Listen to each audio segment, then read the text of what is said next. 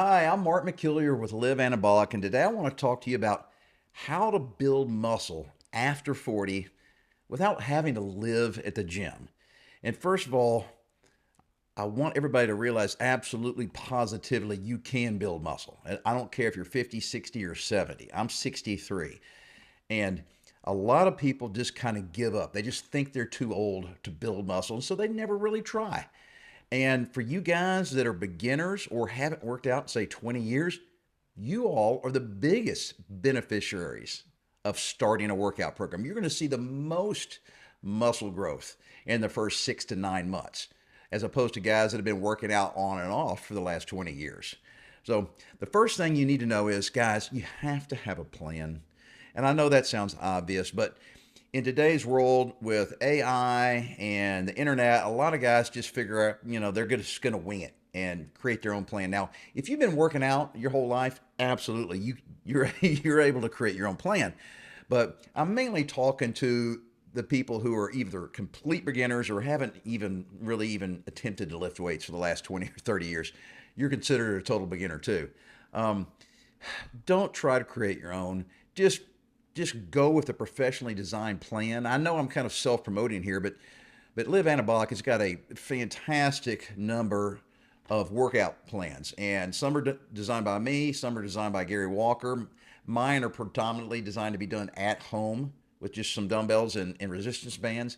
Gary's are designed to be done at a gym, really, with all the cool equipment that comes with the gym. But guys, you need to have a professionally designed plan to start with.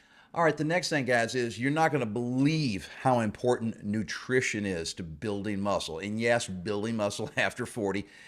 Nutrition is just as important as it is to all those 20-year-old guys that are just jacked and competing in contests.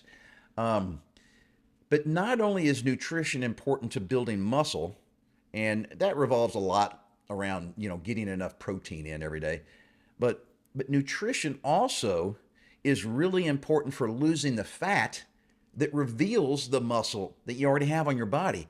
You would be blown away by how much more muscular you would look if you just lost, 10% body fat, without even working out. Because no matter how much muscle you're carrying, if you've got a big layer of blubber over it, you won't look muscular. Okay. So nutrition is way, way more important. And matter of fact, it's the hardest part. I think it's much harder than the actual working out for most men. Okay. Because nutrition is something you got to think about all day long. From the time you wake up in the morning till the time you go to bed at night, everything you put in your mouth, can either aid the muscle growth or detract from it and actually make you look fat. And it's something you have to worry about. Working out, the workout plan itself, what is that, 45 minutes to an hour maybe? And you're done. You don't have to worry about it for the rest of the day. As matter of fact, 2 days or 3 days out of the week, you're not doing any workouts. So the nutrition is really, really important.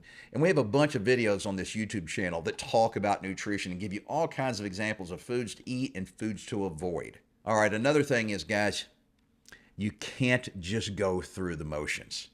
That works for total beginners because your body's not used to lifting weights. All right, your muscles just they're in shock when you first start a new program or a new plan, and so you can kind of go through the motions for 3, 4, 5 months if you're a total beginner, and actually see muscle growth and strength gains because you're starting at such a low point.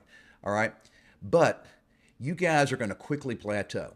All right. So after 3, 4, 5 months, you total beginners will see muscle growth, and then it's going to start kind of plateauing, and you're going to kind of wonder what's going on. Well, it's because you're not putting in enough intensity into your workouts.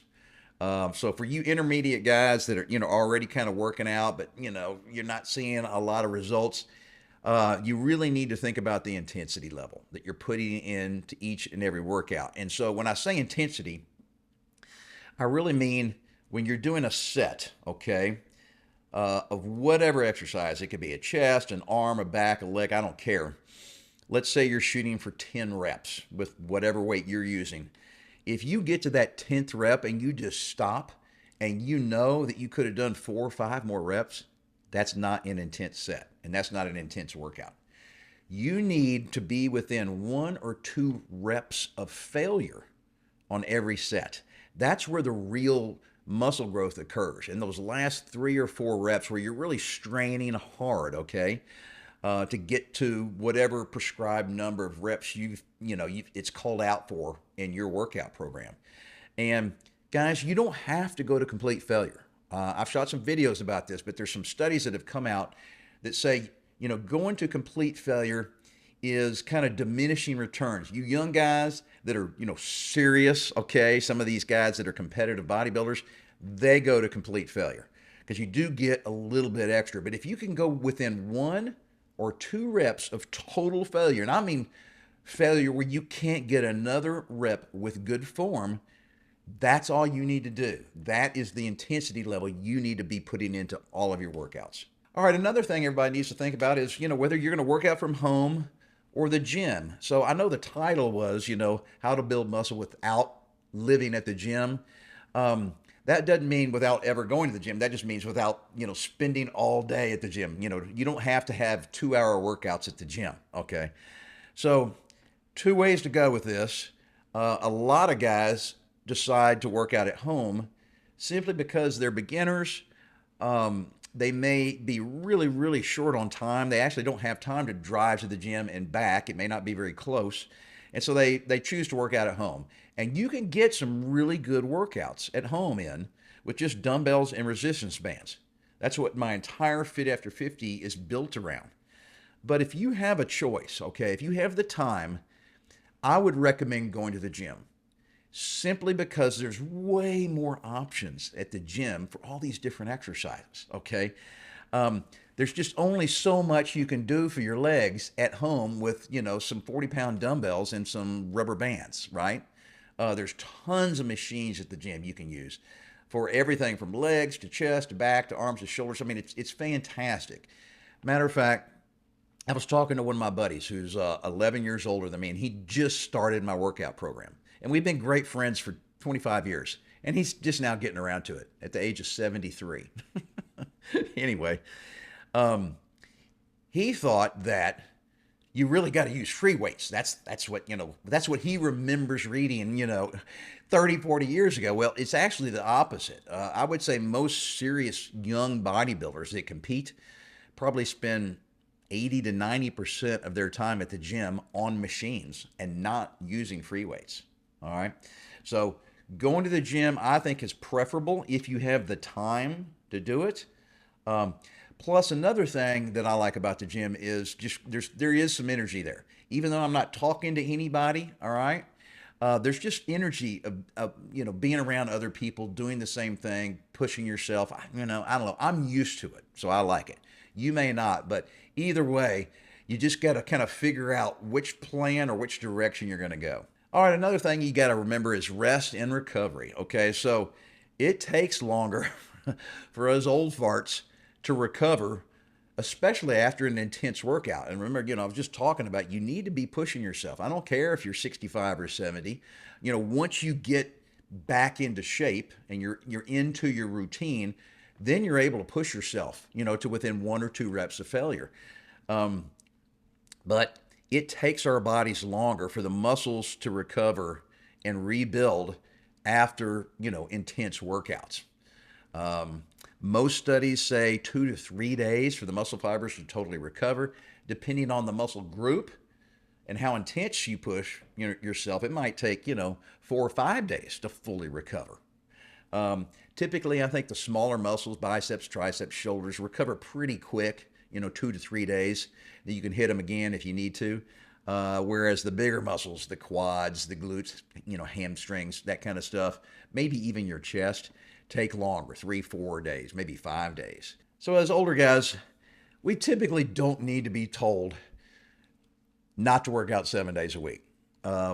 Everybody typically realizes that. But some eager beavers, I don't care, 55, 65 years old, they're all geared up. They're ready to go on this new workout program. They're going to dial in their nutrition. They're going to hit it really hard. You need plenty of time in between certain workouts. And that's another reason why I say, don't try to create your own plan. Most plans, mine and Gary's for sure, take into account those rest days, and I'm not just talking regular rest, I'm talking about I plan my workout so that you might have a minimum of 3 or 4 days between the same hitting the same muscle group again in a given week. Um, so it actually gets more complicated than you might think. But guys, you can do cardio on your rest days, on your off days where you're not lifting weights. So that doesn't count against your rest day. Um, and for you guys that like to ride bicycles, go on long rides and that kind of stuff, keep on doing it. That's a great way to burn calories. But just make sure you get the correct number of dedicated days to weight training where that's your emphasis, all right, as opposed to doing, 20 or 30 miles on your bike. And then finally, guys, what's the most important thing to building muscle after 40? Sticking with it and never giving up on yourself.